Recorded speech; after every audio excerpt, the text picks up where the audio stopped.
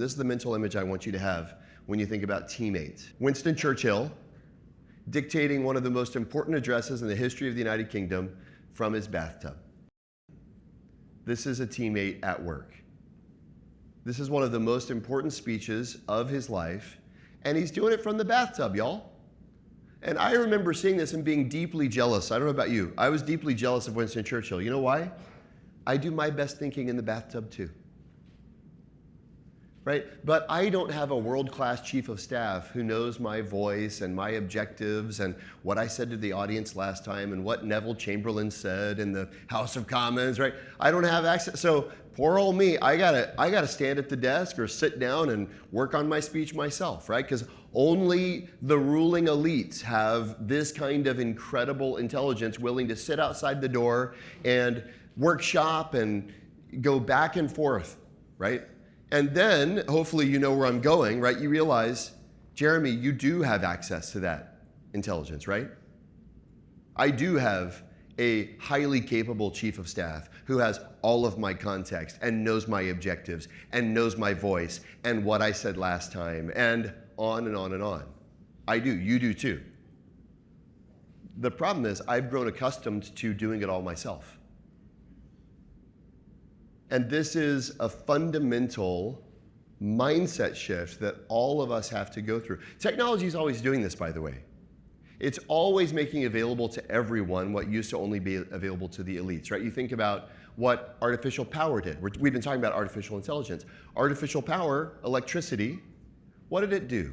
If you look at the turn of the last century in India, the only people who had fans were Maharajas.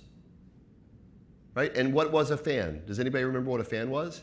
It was a human being who waved a palm frond. That was a fan. A fan was a title of a human. Just like computer used to be a title of a human that conducted calculations by hand, right?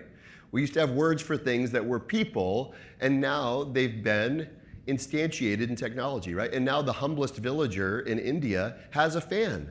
Not because they're a Maharaja, but because artificial power has made accessible to everyone, which used to only be available to the elites.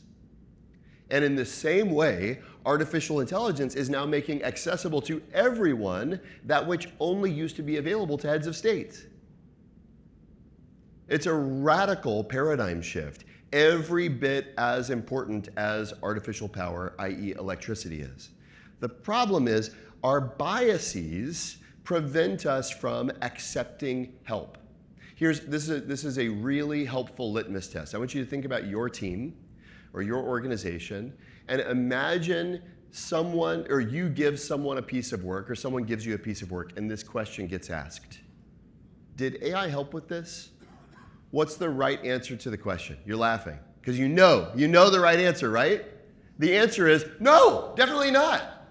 Handmade artisanal cognitive labor there, right? No, right? Defensiveness, right? It's like a break-in, it's like a hold-up. No, why? Why would you accuse me of that? Right?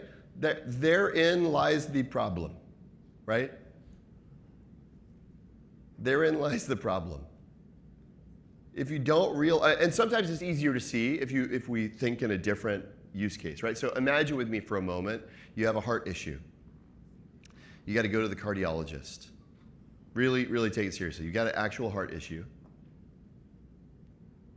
She lays you down on the table there with the crinkly paper. Which why can't it be velour? Can someone work on that? Why does it have to be? It's so weird, right? She lays you down on the table and she says, "Okay, now sit real still. I'm going to listen to your heart and see if everything's okay, right?" And she just puts her ear on your chest. What would you do? Yeah. You'd be like, do you have a stethoscope or a MRI machine? And what if she goes, no, handmade artisanal cardiology only here? What would you say? Yeah, you'd want a referral. You're like, I'm going to need to see a real doctor, right? Why? Because in medicine, we have a word for someone who fails to avail themselves to the highest standard of care. What is that word?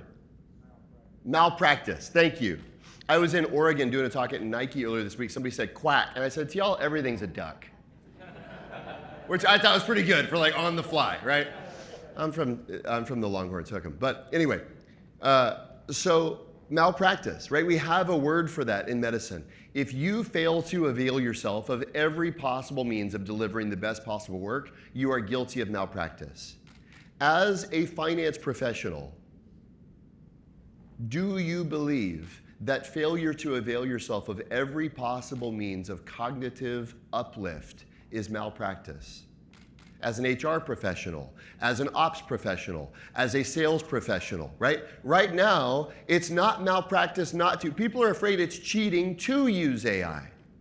Ball game. If you do not redefine mastery of your craft as requiring fluent, proficient incorporation of AI, you are living in the dark ages. There is an entirely new standard of what mastery of craft requires.